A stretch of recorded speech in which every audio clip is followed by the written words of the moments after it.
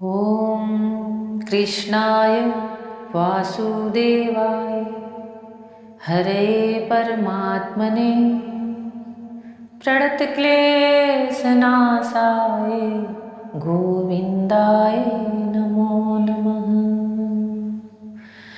जय श्री कृष्णा, राधे राधे।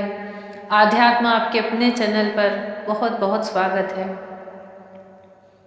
सबके बीच में रहो तो श्री कृष्ण की बातें करो और एकांत में रहो तो श्री कृष्ण से बातें करो। चाहे जैसे, बस उनके ध्यान में, उनके चिंतन में लगे रहो।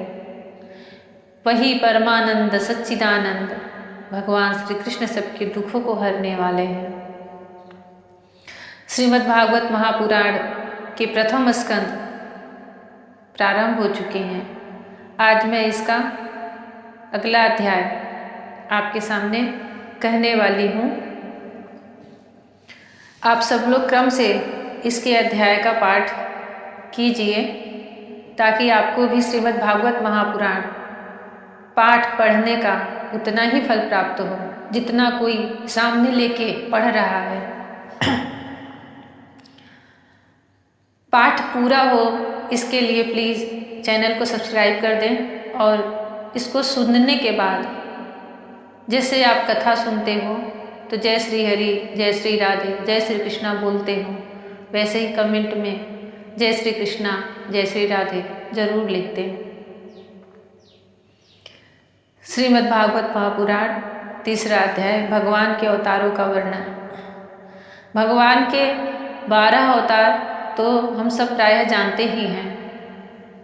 कहीं न कहीं वो कहानियों में, लीलाओं में दिखाए जाते हैं, पर भगवान के अवतारों की कोई सीमा नहीं है। उनके अवतारों का कोई वर्णन कर ही नहीं सकता। उन्होंने इतने अवतार ग्रहण किए हैं कि उसका वर्णन कोई अपने शब्दों में उतार ही नहीं सकता। श्रीमद् भागवत महापुराण में उनके 24 अवतारों का वर्णन आता है। ना ही उनकी लीला को कोई गा सकता है, ना ही उनके नामों को कोई पूर्ण कर सकता है।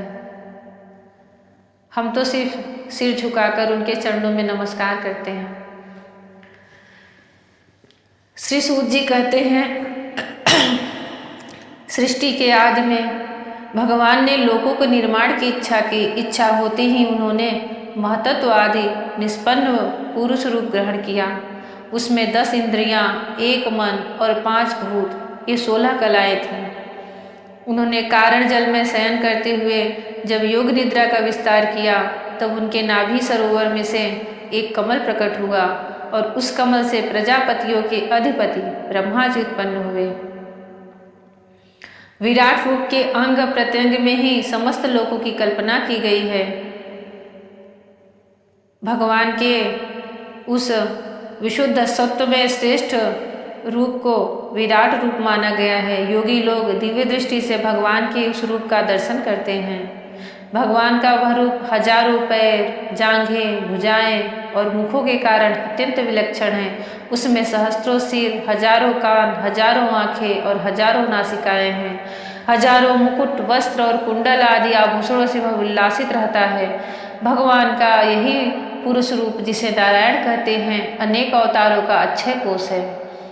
इसी से सारे अवतार प्रकट होते हैं। इस रूप के छोटे छोटे अंश से देवता, पशु, पक्षी और मनुष्य आदि योनियों की सृष्टि होती है।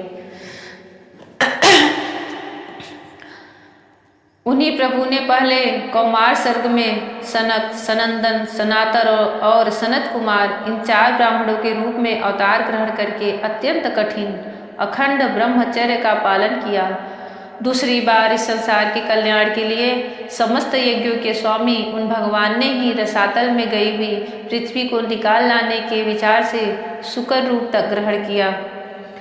ऋषियों की सृष्टि में उन्होंने देवर्षि नारद के रूप में तीसरा अवतार ग्रहण किया और सात्वत तंत्र का, जिसे नारद पांचरात्र कहते हैं, उपदेश किया। भगवान कहते हैं भागवत में कि सृष्टि में जो कुछ भी अत्यंत सुंदर, अत्यंत विलक्षण और आपको सबसे अधिक भिन्न दिख रहा है, आपके मन को आकर्षित कर रहा है, वो चाहे कुछ भी हो, उसमें भगवान का अंश रहता ही है। आपको प्रकृति में, सृष्टि में कुछ भी सुंदरता दिख रही है, अत्यधिक सुंदरता, कुछ उसमें अलग ही रस दिख रहा है, तो उसमें भगवान श्री कृष्ण का अंश अवश्य रहता है, वह साधारण नहीं रहता।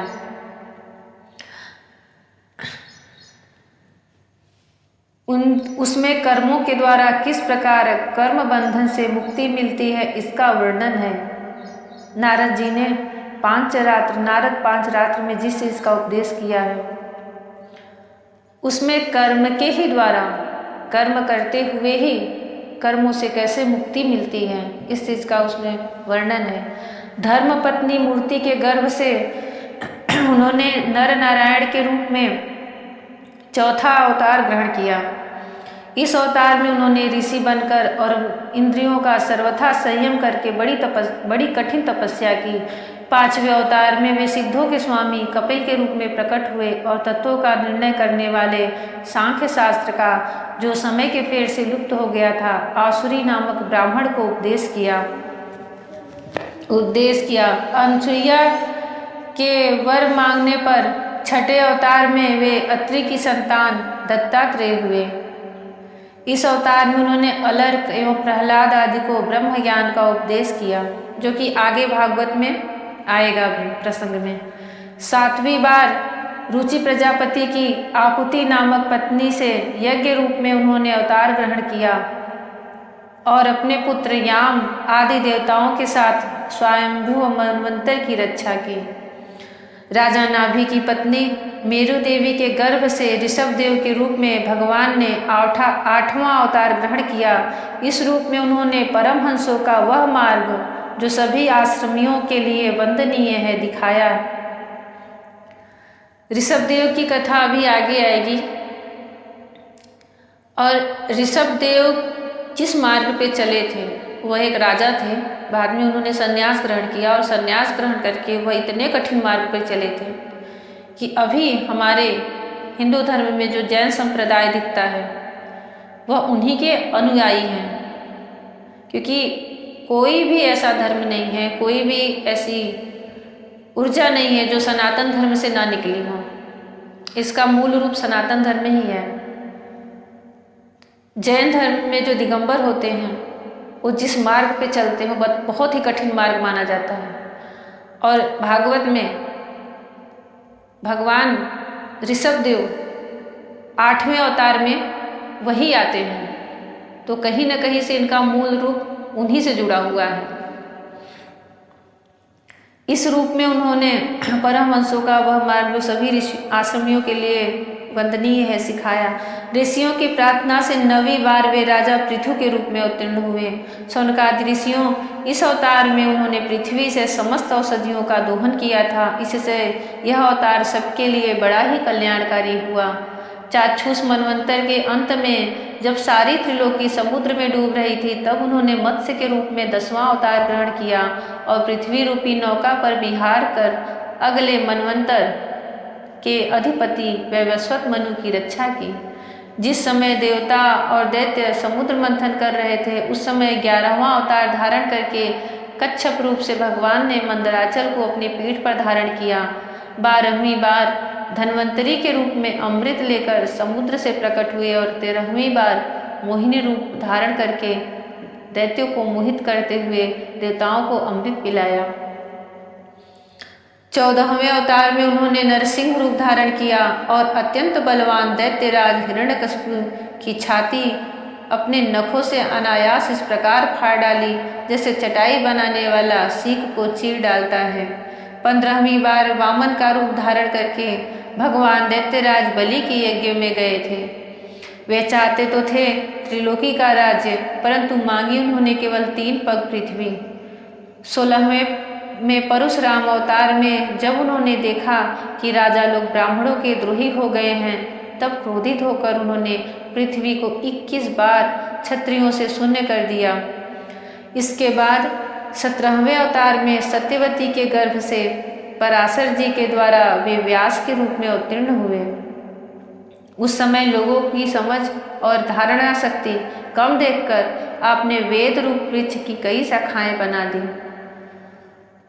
18वीं बार देवताओं का कार्य संपन्न करने की इच्छा से उन्होंने राजा के रूप में राम अवतार ग्रहण किया और सेतु बंधन, रावण वध आदि वीरतापूर्ण बहुत सी लीलाएं की। जय श्री राम। 19वें और 20वें अवतारों में उन्होंने यदुवंश में बलराम और श्री कृष्ण के नाम से प्रकट होकर पृथ्वी का भार उतारा। इसके बाद कलयुग आ जाने पर मगध देश बिहार में देवताओं के द्वेषी दैत्यों को मोहित करने के लिए अजन के पुत्र रूप में आपका बुद्धावतार होगा। इसके भी बहुत पीछे जब कलयुग का अंत समीप होगा और राजा लोग प्रायः लुटेरे हो जाएंगे, तब जगत के रक्षक भगवान विष्णु यश नामक ब्राह्मण के घर कल के रूप में अवतीर्ण होंगे। शौनकादि ऋषियों, जैसे अगाध सरोवर से हजारों छोटे छोटे नाले निकलते हैं, वैसे ही सत्वनिधि भगवान श्रीहरि के असंख्य अवतार हुआ करते हैं। ऋषि, मनु, देवता, प्रजापति, मनुपुत्र और जितने भी महान शक्तिशाली हैं, वे सबके सब भगवान के ही अंश हैं। ये सब अवतार तो भगवान के अंशावतार अथवा कलावतार हैं, परंतु भगवान श्री कृष्ण तो स्वयं भगवान अवतारी ही हैं। जब लोग दैत्यों के अत्याचार से व्याकुल उठते हैं, तब युग युग में अनेक रूप से धारण करके भगवान उनकी रक्षा करते हैं। भगवान के दिव्य जन्मों की यह कथा अत्यंत गोपनीय है, रहस्यमयी है। जो मनुष्य एकाग्र चित्त से नियम पूर्वक सायकाल और प्रातःकाल प्रेम से इसका पाठन करता है, वह सब दुखों से छूट जाता है। प्राकृत स्वरूप रहित चिन्मय भगवान का जो यह स्थूल जगदाकार रूप है, यह उनकी माया के महत्त्वादि गुणों से भगवान में ही कल्पित है। जैसे बादल वायु के आश्रय रहते हैं और धूसरपना धूल में होता है, परंतु अल्प बुद्धि मनुष्य बादलों का आकाश में और धूसरपने का वायु में आरोप करते हैं, वैसे ही अविवेकी पुरुष सबके साक्षी आत्मा में स्थूल दृश्य रूप जगत का आरोप करते हैं। इस स्थूल रूप से भगवान का एक सूक्ष्म अव्यक्त रूप है। इस स्थूल रूप से परे भगवान का एक सूक्ष्म अव्यक्त रूप है, जो न तो स्थूल की तरह आकार आदि गुणों वाला है और न देखने सुनने में ही आ सकता है, वही सूक्ष्म शरीर है। आत्मा का आरोप या प्रवेश होने से यही जीव कहलाता है और इसी का बार बार जन्म होता है। उपर्युक्त सूक्ष्म और स्थूल शरीर अविद्या से ही आत्मा में आरोपित है। जिस अवस्था में आत्मस्वरूप के ज्ञान से यह आरोप दूर हो जाता है, उसी समय ब्रह्म का साक्षात्कार होता है, चाहे वह भक्ति से हो चाहे ज्ञान से हो। तत्वज्ञानी लोग जानते हैं कि जिस समय यह बुद्धि रूपा परमेश्वर की माया निवृत्त हो जाती है, उस समय जीव परमानंदमय हो जाता है और अपनी स्वरूप महिमा में प्रतिष्ठित होता है। वास्तव में जिनके जन्म नहीं है और कर्म भी नहीं है, उन हृदयेश्वर भगवान के अप्राकृत जन्म और कर्मों का तत्वज्ञानी लोग इसी प्रकार वर्णन करते हैं, क्योंकि उनके जन्म और कर्म वेदों के अत्यंत गोपनीय रहस्य हैं। भगवान की लीला अमोघ है। वे लीला से ही इस संसार का सृजन, पालन और संहार करते हैं, किंतु इसमें आसक्त नहीं होते। प्राणियों के अंतःकरण में छिपे रहकर ज्ञानेंद्रिय और मन के नियंता के रूप में उनके विषयों को ग्रहण भी करते हैं, परंतु उनसे अलग रहते हैं। वे परम स्वतंत्र हैं। ये विषय कभी उन्हें लिप्त नहीं कर सकते। जैसे अनजान मनुष्य जादूगर अथवा नट के संकल्प और वचनों से की हुई करामात को नहीं समझ पाता, वैसे ही अपने संकल्प और वेदवाणी के द्वारा भगवान के प्रकट हुए नाना नाम और रूपों को तथा उनकी लीलाओं को कुबुद्धि जीव बहुत सी तर्क युक्तियों के द्वारा नहीं पहचान सकता। चक्रपाणी भगवान की शक्ति और पराक्रम अनंत है, उनकी कोई था नहीं पा सकता। वे सारे जगत के निर्माता होने पर भी उनसे सर्वथा परे हैं। उनके स्वरूप को अथवा उनकी लीला के रहस्य को वही जान सकता है जो नित्य निरंतर निष्कपट भाव से उनके चरण कमलों की दिव्य गंध का सेवन करता है। यही मैं भी कहती हूँ आप लोगों से बार बार कि भगवान को जानना असंभव है, उनको कोई जान ही नहीं सकता कि वो क्या है। जानने में लगोगे तो 1 जन्म 2 जन्म बस बीतते जाएंगे। बस उनको अपना लो। आपको जैसे भी अपनी बुद्धि से वो दिख रहे हैं उनको अपना लो। जिस भाव में जिस रूप में दिख रहे हैं उनको अपना लो। एक बार उनसे प्रेम कर लो, फिर वह अपनी बुद्धि से तुम्हारे अंतर की सारी अविद्या, सारी अज्ञानता को काटते जाएंगे। क्योंकि हमारी बुद्धि बहुत ही संकुचित है, तर्क से कुतर्क से भरी रहती है। कोई अच्छी चीज़ सामने आएगी उस पर सबसे पहले तर्क कुतर्क शुरू हो जाएगा। भगवान को ऐसे कोई समझ ही नहीं सकता। जो कभी पढ़े लिखे ही नहीं हैं, अज्ञानी हैं, फिर भी वेदों का उन्होंने कभी कुछ शब्द ही नहीं देखा है, और देख भी लिया तो समझ ही नहीं सकते। पर अगर वो भगवान के भक्त हैं, उनसे उनका दृढ़ अनुराग है, तो भगवान एक पंडित ज्ञानी से भी ज़्यादा उसके अंदर ज्ञान भर देता है। वह उनके सामने अंतःकरण उनके प्रकट होकर के हर चीज़ों को इतने पारदर्शिता से दिखाते जाएंगे कि आपके अंदर की सारी गांठें, सारी उलझन अपने आप सुलझती जाएगी। आपके मन में अब प्रश्न ही नहीं उठेगा कि वो कौन है, क्या करते हैं, कहाँ रहते हैं। यह प्रश्न ही नहीं उठेगा अंतर से। आपके अंदर इतनी क्षमता आ जाएगी कि अब दूसरों को समझाने लगोगे। भगवान के होने का एहसास, भगवान तो है ही, उनकी ऊर्जा सर्व जगह विद्यमान है। बस हम उन्हें पुकारेंगे तो वह साकार रूप लेके आ जाते हैं।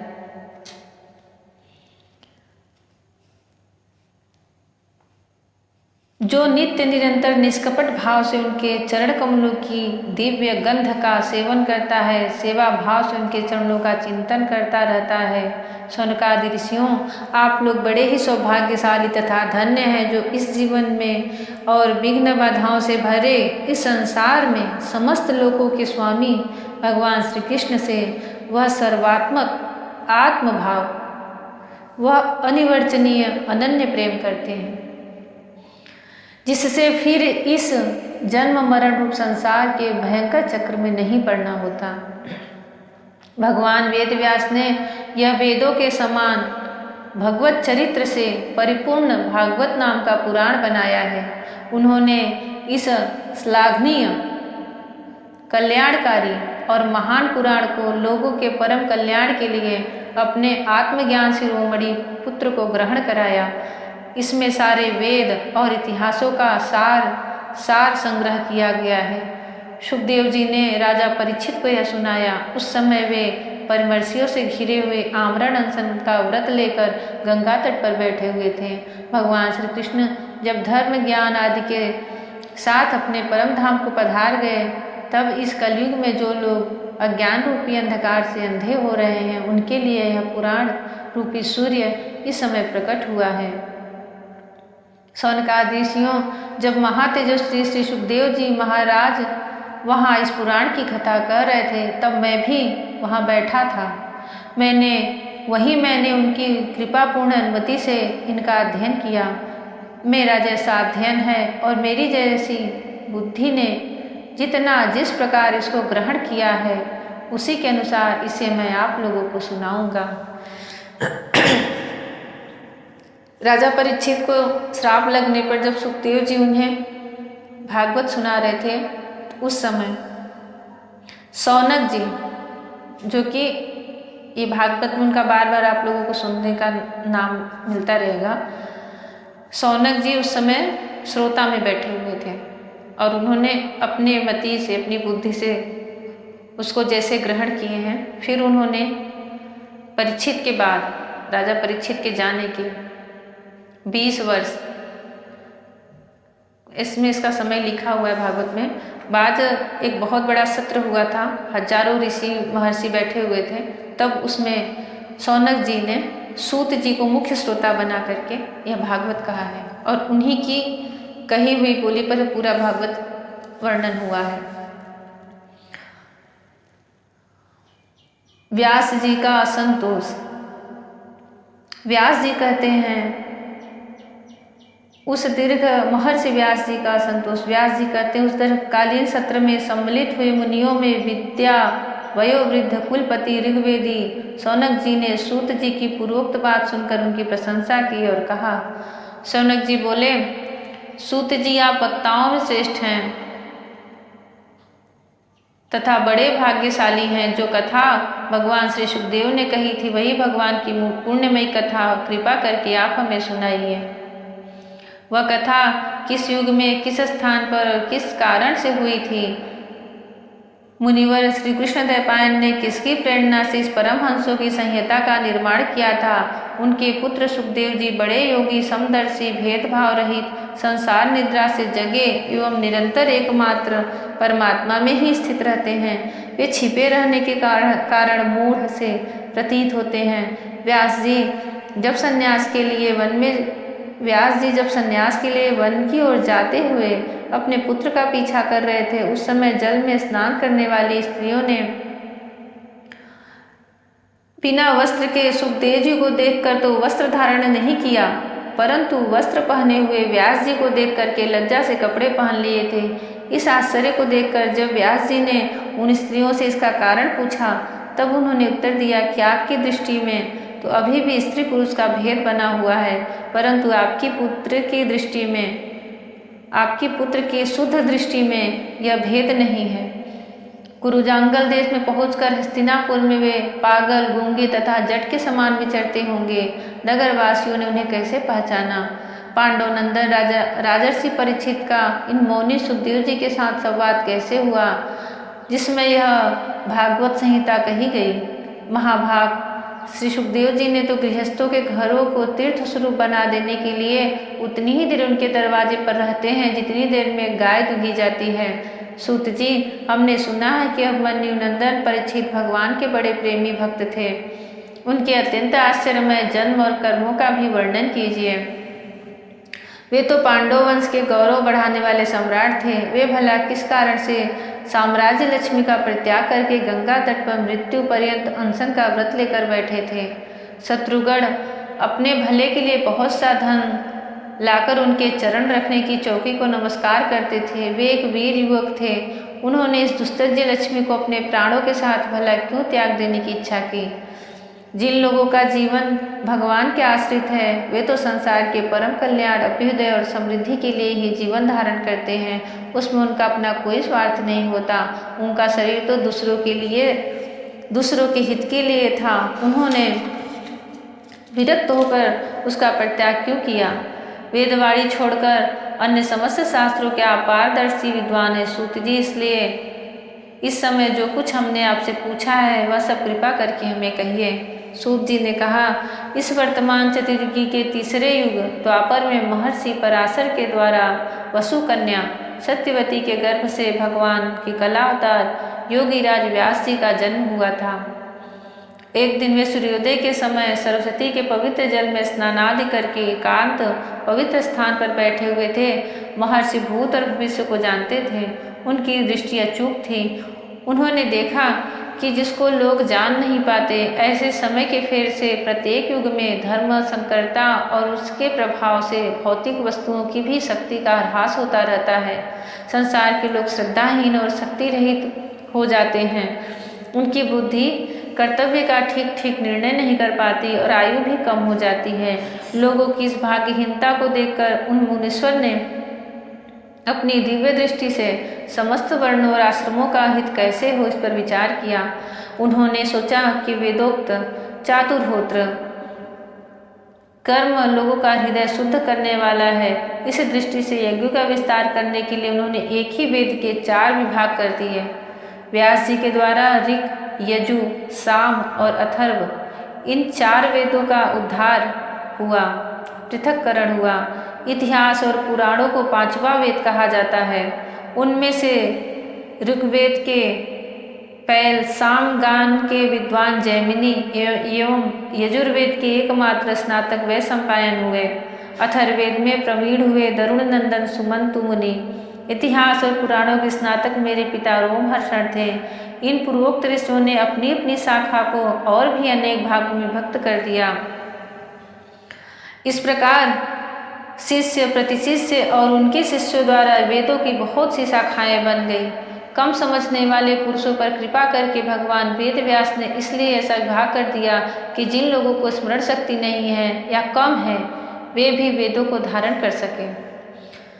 स्त्री, शूद्र और पतित द्विजाति तीनों ही वेद श्रवण के अधिकारी नहीं हैं, इसलिए वे कल्याणकारी शास्त्रोक्त कर्मों के आचरण में भूल कर बैठते हैं। अब इसके द्वारा उनका भी कल्याण हो जाए, यह सोचकर महामुनि व्यास जी ने बड़ी कृपा करके महाभारत इतिहास की रचना की। शौनकादि ऋषियों, यद्यपि व्यास जी इस प्रकार अपनी पूरी शक्ति से सदा सर्वदा प्राणियों के कल्याण में ही लगे रहे, तथापि उनके हृदय को संतोष नहीं हुआ। उनका मन कुछ खिन्न सा हो गया। सरस्वती नदी के तट पर, पवित्र तट पर एकांत में बैठकर धर्मवेत्ता व्यास जी मन ही मन विचार करते हुए इस प्रकार कहने लगे। मैं निष्कपट भाव से ब्रह्मचर्य आदि व्रतों का पालन करते हुए वेद, गुरुजन और अग्नियों का सम्मान किया है और उनकी आज्ञा का पालन किया है। महाभारत की रचना के बहाने मैंने वेद को अर्थ को खोल दिया है, जिससे स्त्री, शूद्र आदि भी अपने अपने धर्म कर्म का ज्ञान प्राप्त कर सके। यद्यपि मैं ब्रह्म तेज से संपन्न एवं समर्थ हूँ, तथापि मेरा हृदय कुछ अपूर्ण काम सा जान पड़ता है। अवश्य ही अब तक मैंने भगवान को प्राप्त कराने वाले धर्म का प्रायः निरूपण नहीं किया है। वे ही धर्म परमहंसों को प्रिय हैं और वे ही भगवान को भी प्रिय हो न हो मेरी अपूर्णता का यही कारण है। श्री कृष्णद्वैपायन व्यास जी इस प्रकार अपने को अपूर्ण सा मानकर जब खिन्न हो रहे थे, उसी समय पूर्वोक्त आश्रम पर देवर्षि नारद जी आ पहुँचे। उन्हें आया देख व्यास जी तुरंत खड़े हो गए। उन्होंने देवताओं के द्वारा सम्मानित देवर्षि नारद की विधि पूर्वक पूजा की। जय श्री कृष्णा। जब भी आप पाठ सुनो, श्रीमद् भागवत महापुराण का पाठ सुनो, तो इसमें सम्मिलित होने के लिए सबसे पहले अपने मन में यह बात डाल लो कि जैसे हमारा यह परिवार है, आप सबका अपना अपना एक परिवार है, फिर उससे थोड़े से दूर और रिश्तेदार हैं, फिर और दोस्त मित्र हैं, आपको उन सबकी जानकारी है, सबके स्वभाव की, कर्मों की, सबकी जानकारी है। पर इतना हमेशा याद रखो कि यह सब देह के हैं, आत्मा के नहीं हैं। तो जब भी आप भागवत पाठ में, महापुराण में सम्मिलित हो, इससे जुड़ो, तो मन में ऐसे सोचो कि जो मेरी आत्मा है, इसका जो विस्तृत पूरा ब्रह्मांड फैला हुआ है, मैं जिसका हिस्सा हूँ, वास्तव में मैं जिसका अंश हूँ, उस परमात्मा का, उस परम ब्रह्म का, मैं उसको जानने जा रहा हूँ। मैं अपनी मूल रूप, जो मेरी प्रवृत्ति है, मेरी जो प्रकृति है, जो मैं आत्मा हूँ, मैं उसको समझने जा रहा हूँ। अपनी बुद्धि को थोड़ा सा विस्तार में ला के, इसमें जो शब्द आते हैं, अभी तो शुरुआत है इसका, उसको सिर्फ सुनो मत, नहीं तो आप समझ ही नहीं पाओगे। उसमें सोचो कि मैं खुद प्रवेश कर रहा हूँ अपने ही, जो मेरा मूल रूप से जो मेरा अस्तित्व है, उसको जानने के लिए, क्योंकि हम भगवान के ही अंश हैं। हमारी जो आत्मा है वो उस परम पिता परमात्मा का ही अंश है। हम उनको जानने के लिए उसे जोड़ रहे हैं। तब आपके सामने इसके एक एक शब्द उलझाएंगे नहीं, आपको उसका मतलब खुद समझ में आने लगेगा कि मैं क्या पढ़ रहा हूँ, मैं हूँ कौन, मैं क्या हूँ।